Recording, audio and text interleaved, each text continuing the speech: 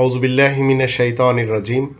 ক্বালা রাব্বি ইশরাহ লি সাদরি ওয়া ইয়াসসির লি আমরি ওয়াহলুল উকদাতাম মিন লিসানি ইয়াফকাহু কওলি। সম্মানিত দর্শক এবং শ্রোতাবৃন্দ, আপনাদের সকলকে জানাই সালামুন আলাইকুম।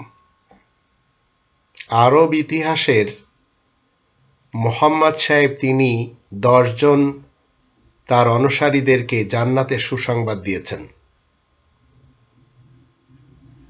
কোরআনের দৃষ্টিতে আমরা জানব, রবের পক্ষ থেকে কোনো বিশেষ বার্তাবাহক ও রাসূল কখনো কাউকে জান্নাতের সুসংবাদ দিতে পারেন। এজন্য আসুন আমরা একটু কোরআনের 46 নম্বর সূরা আল আহকাফের 9 নম্বর আয়াতটি দেখে নিই। কুল, বর্তমান চলিতকালের রাসূলকে আল্লাহ বলছেন, তুমি বলে দাও, মা কুনতু বিদআম মিনার রুসুল, আমি তো আর বার্তাবাহক রাসূল হিসেবে মোটেই নতুন নই। ওয়ামা আদরি মা ইউফআলু বি ওয়ালা বিকুম, আর আমি জানি না আমার সাথে কি ব্যবহার করা হবে আর তোমাদের সাথে বা কেমন ব্যবহার করা হবে।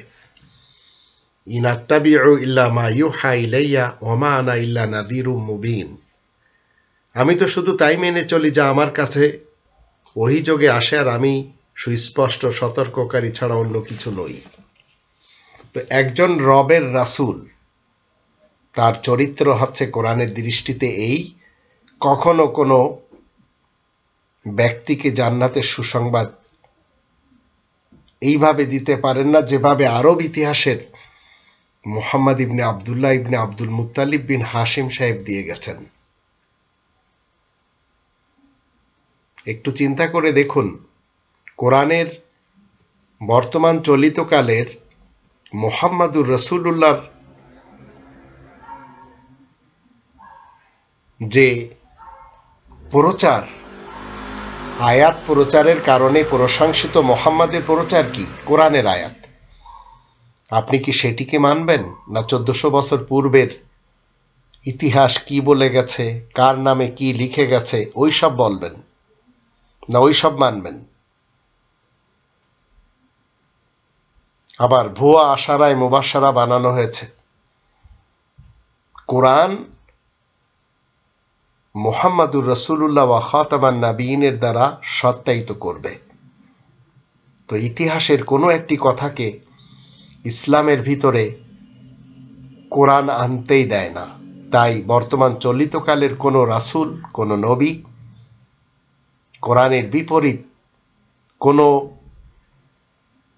কাহিনী বা কোনো কবিতা শোনাতেই পারে না।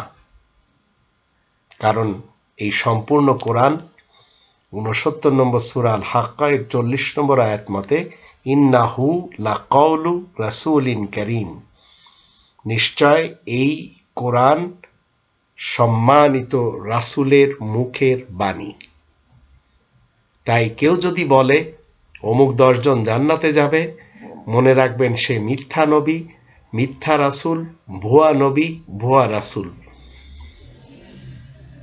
আমরা রবের শান্তির রাজ্যে যারা জীবিত মুমিন মুসলিম রয়েছি, মৃত এই ধরনের কোনো মিথ্যা এবং ভুয়া জাল নবী এবং রাসূলের কথা মানতেই পারি না, যা নাকি কোরআন বিরোধী।